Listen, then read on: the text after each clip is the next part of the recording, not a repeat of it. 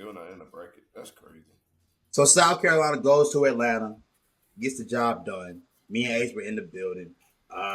Hey, hey man, where do we want to start with this? How do we want to kick this thing off, man? Because look, it feels different. This is the first time I've been to a game, y'all, where South Carolina actually won. I've been to a lot of South Carolina games. I've left a lot of South Carolina games early because the most pissing me off.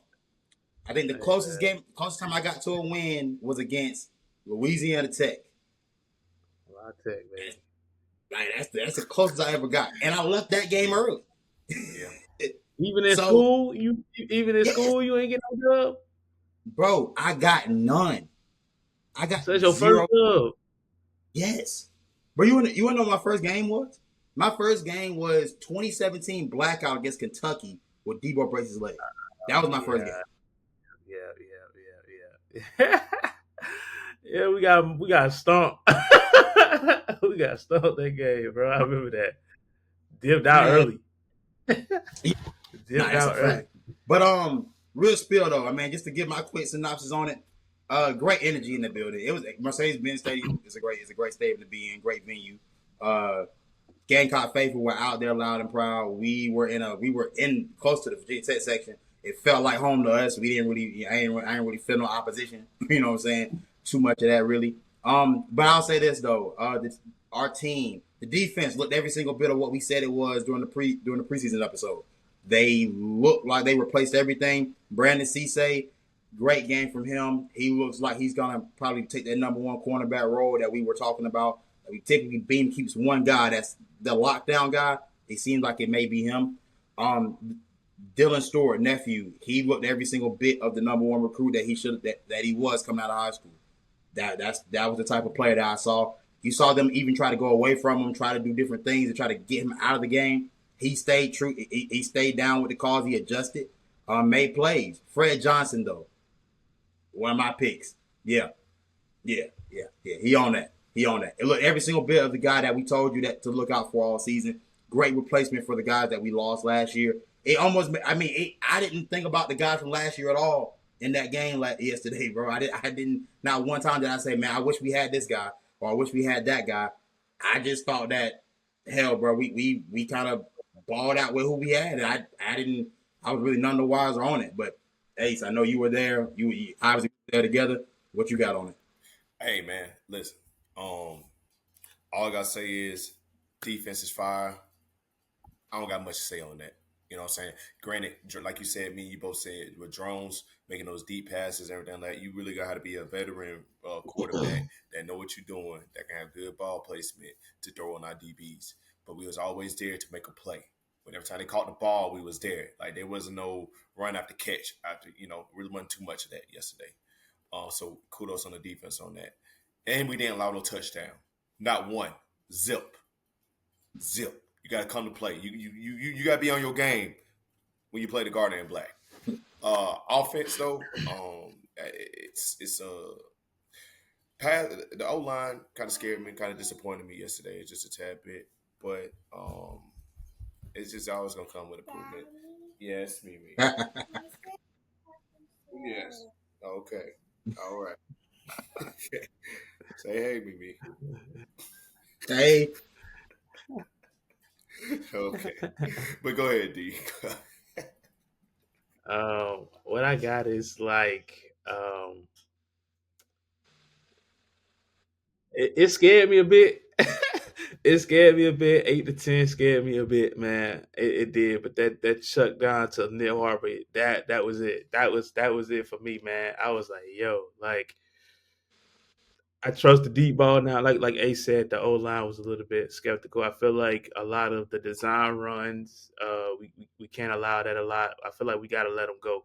We can't really design a lot for him. We got to let him go because when you let him go, he's more he improvises more on his own when he runs the ball. I feel like we shouldn't force him to run the ball as much. But you know what I'm saying? He's really the definition for what I seen yesterday. He's a real dual threat quarterback. You know what I'm saying?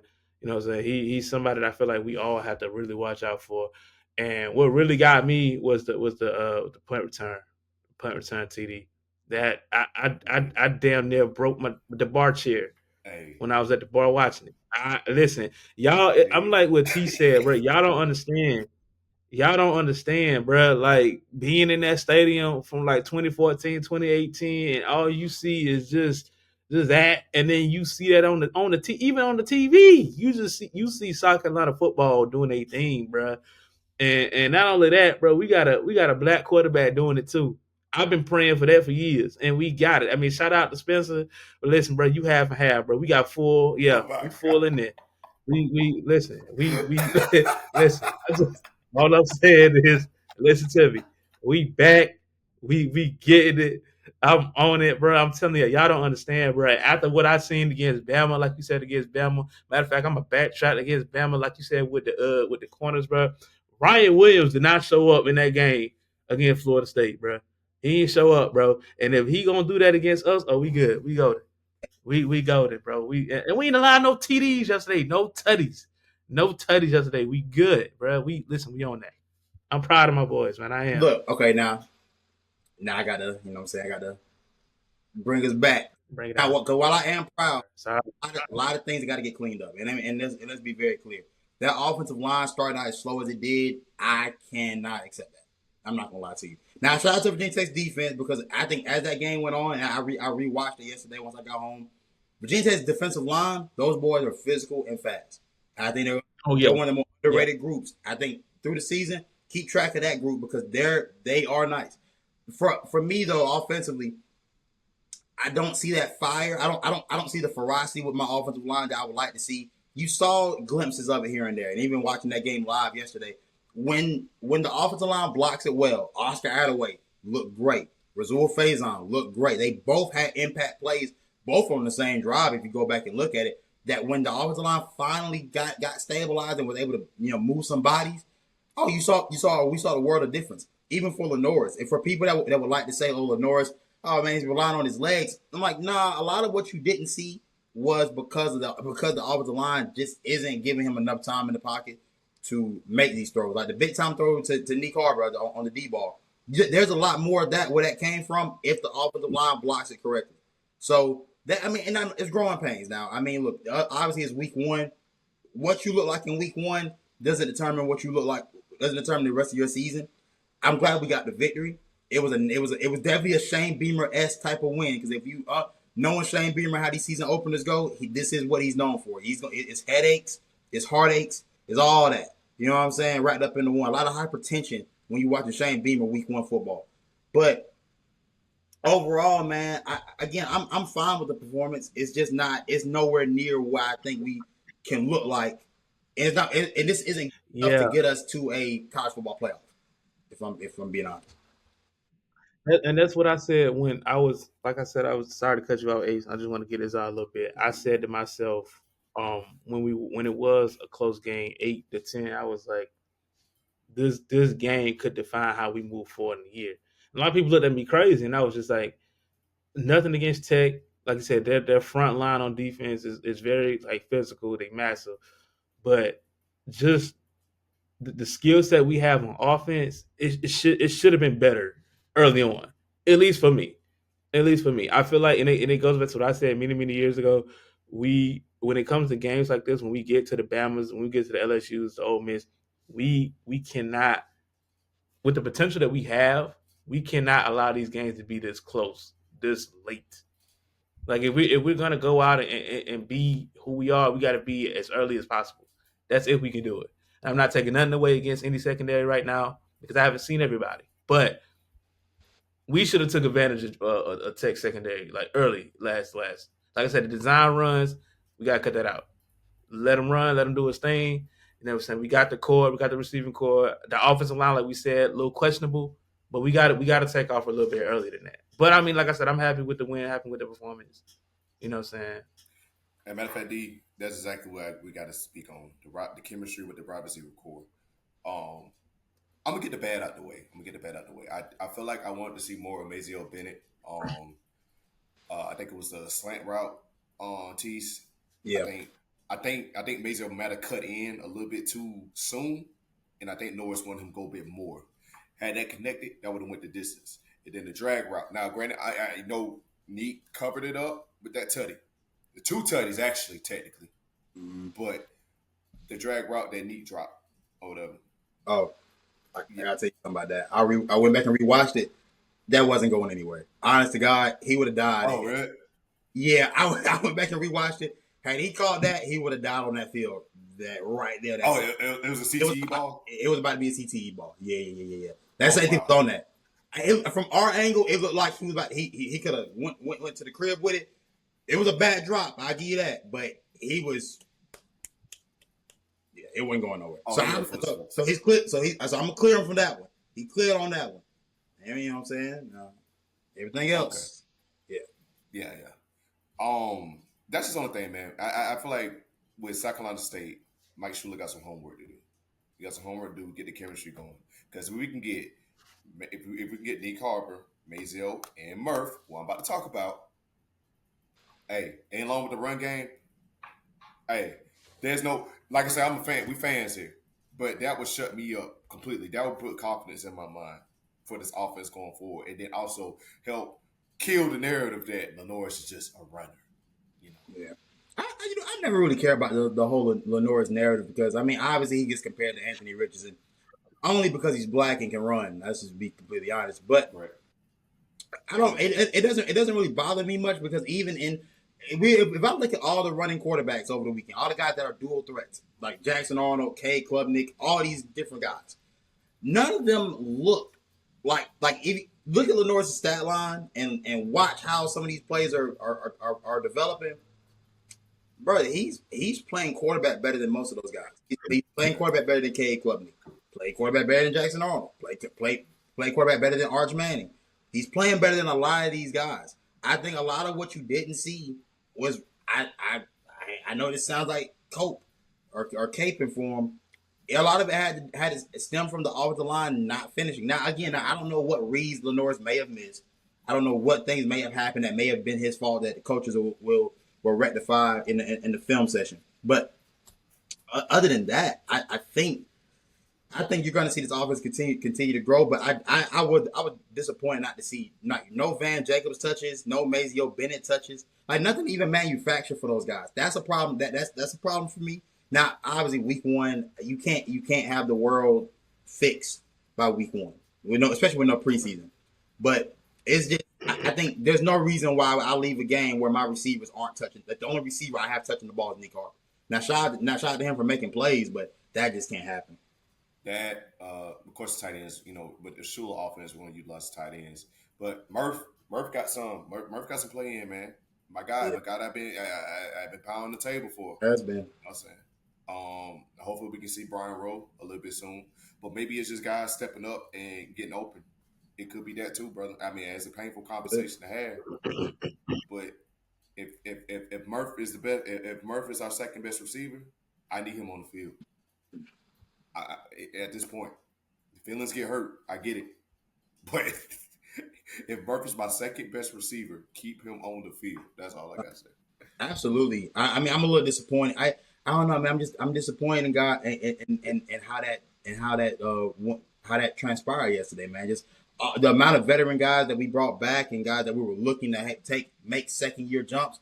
That not again. It's only the first game of the season. I don't want to overreact, but it's something I'm keeping an eye on for the rest of the year. Like that's all I can really say. It's just I will have to watch this for the rest of the season to see how that plays out. Do you got anything for us, Bit?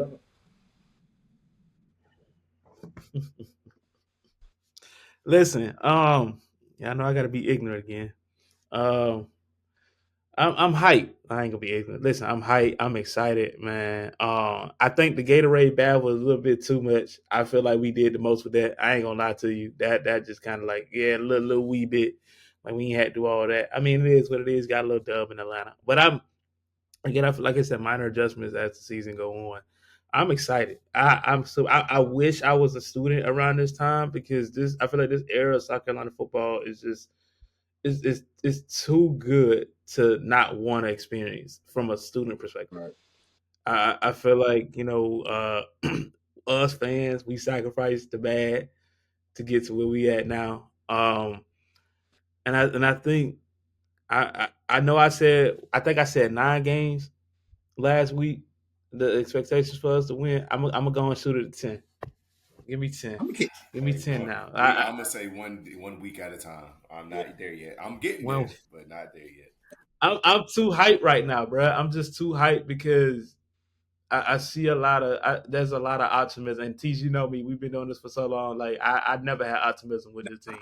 There's a lot of optimism right now. No. There's a lot of optimism right now to what the potential what we can do. It's like you said with the O line and the receiving, the chemistry of the receivers. If we can get that straightened out, I think we really will be fine. No, I really think we'll be fine. absolutely. Oh, shout out Bakari Swain too. I think people don't understand how big that punt return was, and for this reason alone, he muffed the punt earlier in the game. Mm-hmm.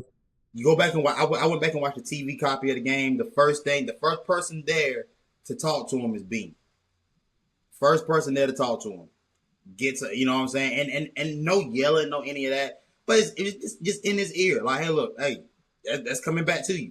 Gets an opportunity again, and makes a huge play. That play tilts the entire scope of the game.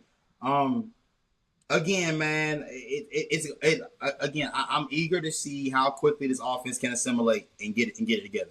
I know as much. I know. We talked about how much we thought Mike Shula had an impact on last year's offense and his input there. You can see it with some of the play calling, but I think him calling their first game, bit different.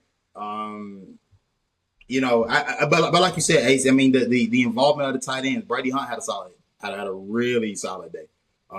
Looked great. I mean, Michael Smith only getting one touch. A little disappointing right there. I mean, that's your best receiving tight end in my mind, but that got to change. I feel like he's our best tight end, but that got to change. Hey, again, there are just a lot of things to look forward to. I will say though, just being realistic. A lot of missed assignments on defense. I know we talked about what the defense played, but go back and look at it. So a lot of these the big plays that Virginia Tech had, these were missed assignments, losing guys on crossers, losing guys on drag routes. And again, we knew Kyron Jones was a good quarterback. He's a veteran quarterback. We knew he would be able to handle the pressure. Now, again, shout out to our defense for standing tall and getting stopped. You know, you can ask for anything more than what they did. You know what I'm saying in terms of how the score went, but you know, just some missed assignments. It looked like the first game of the season. That's the thing. That looked like the first game of the season, but I think I'm trying to figure out whether our DBs were good or like his. All right, sorry. Here's the thing, right? The amount of 50-50 balls that were called on us yesterday did have me a little concerned. No, I'm not gonna lie, because are our DBs not making plays, or are they just in the right position and the Virginia Tech just made a better play? That was one of my things too, and I'm trying to come to terms with what that was yesterday. It looked more like positions, and then also you don't want to make a costly penalty. DB's got a lot of pressure, man. One false move is a PI. Yeah. No. That's right. I mean, that's just my assumption here. They probably don't want to get a PI, and probably the best they can do is look back, put their hands up, and boom, you just drop it in the bucket. I mean, that's a fact, though.